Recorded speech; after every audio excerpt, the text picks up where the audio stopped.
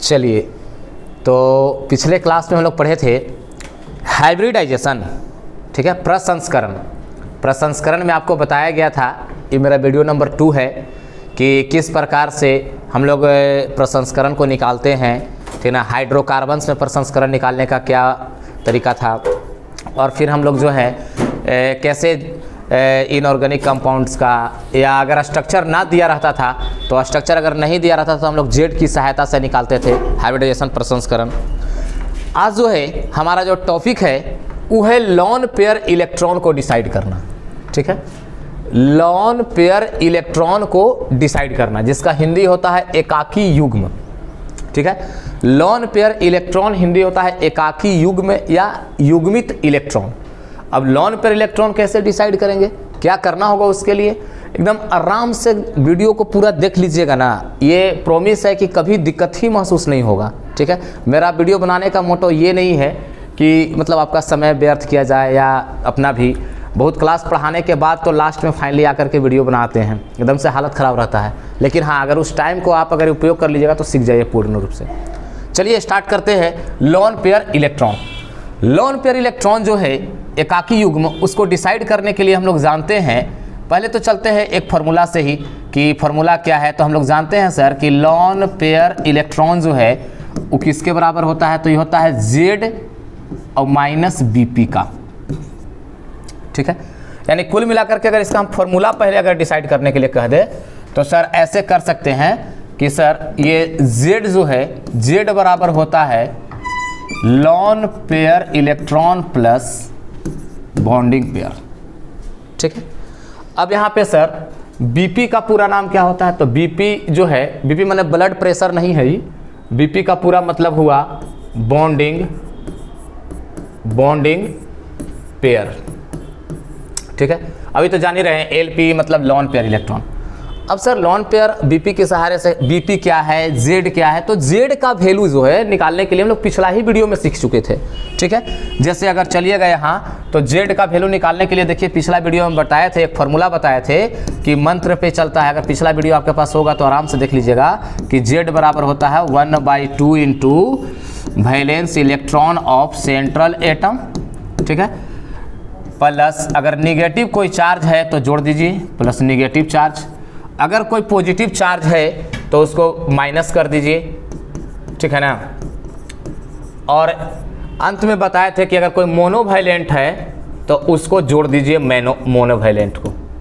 इस फॉर्मूला के जरिए हम लोग जेड का मान निकालते थे, क्योंकि लॉन पेयर हम तभी निकालेंगे जब हमको जेड पता होगा, ठीक है। अगर यहाँ से हमको लॉन पेयर निकालना होगा तो देखिए एकदम आराम से फॉर्मूला बैठा सकते हैं ना कि सर लॉन पेयर इलेक्ट्रॉन बराबर हो जाएगा जेड माइनस बीपी, इसी पे ना आप निकालिएगा। तो आपको इसके लिए जेड का भी मान चाहिए और जेड आपके पास है नहीं, तो जेड निकालिएगा कैसे, तो इसके लिए देखिए सबसे पहले हम लोग करते क्या है कि सर इस फॉर्मूला पे निकालने के लिए आपको जेड का मान निकालना होगा। तो जेड पिछला ही वीडियो में बताया गया था कि 1/2 valence electron of central atom. अब सेंट्रल एटम का कैसे निकालने के लिए बताए थे, जैसे बताए थे कि चलिए पहले जेड डिसाइड करके रिवीजन करवा देते हैं। जैसे रहेगा मान लेते हैं SO3 1832 पे आपको विन्यास करके निकालना रहता है। सल्फर का परमाणु संख्या 16 है तो विन्यास कर लीजिएगा 2 8 6 आ जाएगा, ठीक है। यानी इसका वैलेंस इलेक्ट्रॉन का मान कितना है 6। अब इसमें चलिएगा कि सर जेड का मान निकालना है, तो जेड बराबर हो जाएगा 1/2 इंटू वैलेंस इलेक्ट्रॉन, तो वैलेंस इलेक्ट्रॉन सल्फर का कितना हो गया 6 हो गया, ठीक है। अब कह रहा है इसमें कोई निगेटिव है तो जोड़िए, कोई निगेटिव दिख रहा है कहीं नहीं तो नहीं जोड़ेंगे, कोई पॉजिटिव है तो घटाइए, कोई पॉजिटिव कहीं दिख रहा है नहीं तो घटाएंगे भी नहीं। अब सर इसमें करना क्या है कि ना तो पॉजिटिव है ना तो निगेटिव है, क्या मोनोवैलेंट है, तो पिछला ही क्लास में बताए थे कि मोनोवैलेंट के अंतर्गत तत्व आते हैं हाइड्रोजन, फ्लोरीन, क्लोरीन, ब्रोमीन और आयोडीन। इसमें से पांचों में से इसमें कोई है, तो जी नहीं है। तो जब नहीं रहेगा पांचों में से कोई तो इसको इतना ही पे कर दीजिए, यानी कि जेड का मान आ गया 3। जेड का मान कितना आ गया 3, ठीक ना। अब जेड का जो मान है आ गया आपको 3, तो अभी जेड का मान जो 3 आया है इसी में अब देखिए जेड तो हम निकाल लिए, पिछला क्लास में बहुत सारा जेड का मान निकालने के लिए बताए थे, अगर आपको याद है तो ठीक है, नहीं भी याद है तो आप यहाँ से देख करके निकाल सकते हैं। अब जेड के जरिए हमको निकालना क्या है, तो अब आपको निकालना है लॉन पेयर इलेक्ट्रॉन। अब चलिए हमको जो है निकालना है lone pair electron. Lone pair electron का फॉर्मूला क्या होता है, तो जेड माइनस बीपी। अब यहाँ से एक चीज़ और है, जेड तो निकालना हम जान गए, लेकिन सर निकालना हमको क्या होगा, बीपी। तो बीपी भी डिसाइड करना होगा तब ना लोन पेयर निकलेगा। तो अब हम यहाँ से चलेंगे कि हाउ टू डिसाइड बीपी, ठीक है, यानी बॉन्डिंग पेयर को हम कैसे निकालेंगे। बीपी का मतलब होता है बॉन्डिंग पेयर, बहुत आसान चीज़ है ये। जैसे चलिए अब यहाँ पे चलते हैं एग्जाम्पल के पास कि सर मान लेते हैं कि एक लिया हुआ है CH4, यानी केंद्रीय परमाणु Ca, सेंट्रल एटम इसमें कौन हो जाएगा, तो सेंट्रल एटम इसमें हो जाएगा कार्बन, संख्या कम है ना। अब चलिए सेंट्रल एटम से जितने भी एटम्स जुड़े हुए रहते हैं, जितने भी परमाणु जुड़े हुए रहते हैं, सभी को हम लोग कहते हैं बीपी। तो इस कार्बन से कितना हाइड्रोजन जुड़ा हुआ है, 4, तो इसका बीपी का मान हो गया 4, ठीक है। अब यहाँ पे चलिएगा कि सर हमको इसमें ना और क्या बोलते हैं, अगर रहेगा SO3 अभी बताया, तो SO3 में चलिएगा, तो SO3 में देखिए तो मेन सेंट्रल एटम कौन हो गया हमारा, सल्फर। इससे कितना ऑक्सीजन जुड़ा हुआ है, 3, तो इसका बीपी का मान कितना हो जाएगा, 3। अगर यही रहेगा इस तरह का कुछ जिसको हम लोग बोलते हैं XeO2F2, ठीक ना, अगर इसमें कहा जाए तो सेंट्रल एटम सबसे कम संख्या में कौन है, Xe, तो इसका सेंट्रल एटम जो है वो हो गया Xe। अब इसमें चलिएगा सर इसका बीपी कितना है, तो ये Xe से ना कनेक्टेड है, 2 ऑक्सीजन और 2 फ्लोरीन, यानी टोटल संख्या कितना हो गया, 4, टोटल संख्या कितना हो गया 4, तो बीपी का इसका मान कितना हो जाएगा 4। इस तरह से हम लोग बीपी निकालते हैं। बीपी निकालते समय अगर मान लीजिए प्लस माइनस भी आवेगा ना, तो प्लस माइनस का बीपी से कोई रिलेशन नहीं है। जैसे मान लीजिए कि NO3 माइनस रहेगा, ठीक है, NO3 माइनस है, इसका सेंट्रल एटम Ca कौन हो गया, N हो गया। अब कोई पूछाएगा बताइए बीपी कौन हो गया, तो बीपी कितना ऑक्सीजन इससे नाइट्रोजन से कनेक्टेड है, 3, तो इसका बीपी कितना हो जाएगा 3। प्लस माइनस से कोई लेना देना नहीं है। अगर मान लीजिए यही रहेगा ऐसा NH4 प्लस, अब इसमें बताइए इसका बीपी का मान कितना होगा, तो इसका बीपी का मान कितना हो जाएगा 4, क्योंकि प्लस माइनस से कोई लेना देना नहीं है। तो इस तरह से जो है हम लोग क्या करते हैं कि अभी बीपी निकालने के लिए पीछे देखिए बताए थे आपको कि कैसे निकालते हैं जेड, ठीक ना, पीछे देखिए जेड निकालने के लिए आपको बताया गया था, ठीक ना। तो इसमें हम जाने कि जेड कैसे निकलता है, 1/2 valence electron of central atom. Z निकालिए जानिए गए, बीपी पता ही है। अब केवल लोन पेयर निकालने के लिए क्या करना है, जेड में से बीपी को घटा देना है। अब जैसे देखिए इतना तक हम लोग पढ़े, अब इसमें निकालना होगा हमको बारी बारी से कि सर किसी में बीपी बताइए, चाहे लोन पेयर बताइए। तो लोन पेयर अब मान लीजिए निकालना होगा, तो अब कहेगा कि CH4 में, ठीक ना, लोन पेयर इलेक्ट्रॉन बताइए। तो CH4 में अगर लोन पेयर इलेक्ट्रॉन अगर हमको बताना होगा तो बेहद आसान है, ठीक ना। अब इसको करना कुछ नहीं है। चलिए सबसे पहले इसमें चलेंगे कि सर लोन पेयर के लिए अगर हम लोग इसका देखेंगे CH4, इसका पहले जेड का मान चाहिए।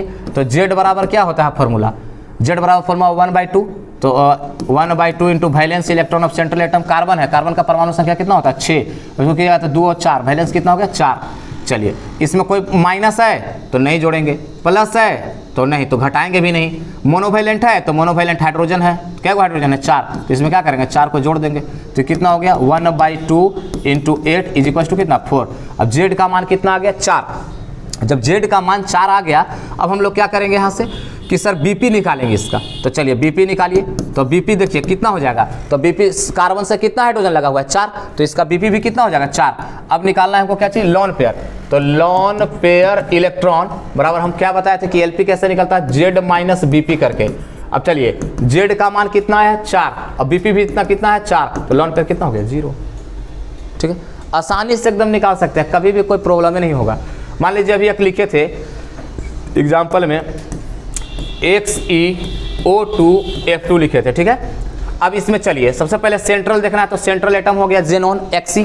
अब इसमें चलिए कि सर इसका भी हमको बीपी निकालना है, तो पहले जेड निकालिएगा। तो जेड बराबर क्या फॉर्मूला बताए थे 1/2 इंटू वैलेंस इलेक्ट्रॉन, याद हो जाएगा बनाते बनाते, valence electron of central atom. तो सेंट्रल एटम कौन है Xe। अगर Xe को अगर आप लोग लिखिएगा ऐसे, तो देखिए इसका होता है कितना 54। अगर विन्यास की जगह ऐसे भी निष्क्रिय गैस है, तो निष्क्रिय गैस के बाह्यतम कक्षा में अधिक से अधिक कितना इलेक्ट्रॉन आता है 8, तो इसका वैलेंस इलेक्ट्रॉन कितना हो जाएगा 8। तो इसका वैलेंस इलेक्ट्रॉन की संख्या कितना 8। अब चलिए क्या इस पर कोई माइनस है इस पूरे कंपाउंड पर, तो जी नहीं। कोई प्लस है तो जी नहीं, तो ना तो जोड़ेंगे और ना ही घटाएंगे। मोनोवैलेंट है तो मोनोवैलेंट है, फ्लोरीन मोनोवैलेंट में आता है, क्या गो मोनोवैलेंट है 2, तो इसमें 2 गो जोड़ दीजिए। तो ये कितना हो गया 1/2 अब इंटू 10 इज इक्वल टू कितना हो गया 5, यानी जेड का मान कितना है 5। अब इसमें हमको चलना क्या है, जेड का मान कितना है 5। अब निकालना है बीपी। तो देखिए बीपी कौन हो जाएगा, Xe हमारा सेंट्रल है, Xe हमारा क्या है सेंटर। और इससे जुड़ा हुआ 2 ऑक्सीजन और 2 फ्लोरीन 4, यानी Bp का मान कितना हो जाएगा 4। अब निकालना है हमको लॉन पेयर Lp, तो Lp बराबर होता है Z माइनस Bp, एकदम बैठाते जाओ निकालते जाओ। अब देखिए इसका Z का मान कितना है 5, ठीक है, और Bp का मान कितना हो गया 4, तो ये लॉन पेयर कितना हो जाएगा 1। आसानी से हम लोग निकाल सकते हैं। अगर मान लीजिए इसी तरीका से आगे चलिएगा तो हमारे पास क्या मिलेगा, जैसे मान लीजिए SF4 है, ठीक है, या पिछला ही वीडियो में अगर आप लोग वीडियो देखिएगा तो एक बताए थे H2O का।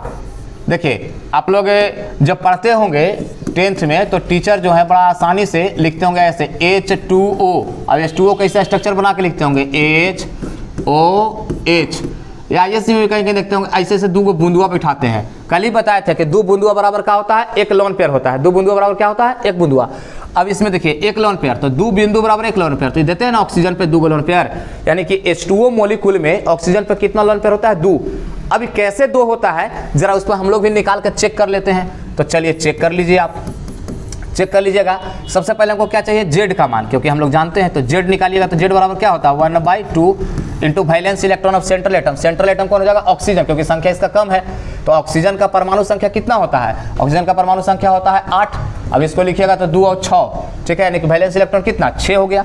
अब चलिए 6 आ गया तो इसमें देखिए कोई माइनस है नहीं तो जोड़ेंगे नहीं, कोई प्लस है तो नहीं तो घटाएंगे नहीं, मोनोवैलेंट है तो हाँ है, कै गो है तो 2 गो है, तो 2 हाइड्रोजन यहाँ जोड़ दीजिए, तो ये हो गया 1/2 इंटू 8 कितना आ गया 4, ठीक है, 4 आ गया। अब चलिए इसका Bp, ठीक है ना, तो Bp नापते हैं कितना Bp के है ये, तो ऑक्सीजन से 2 गुना हाइड्रोजन कनेक्टेड है तो इसका Bp कितना हो गया 2, ठीक है।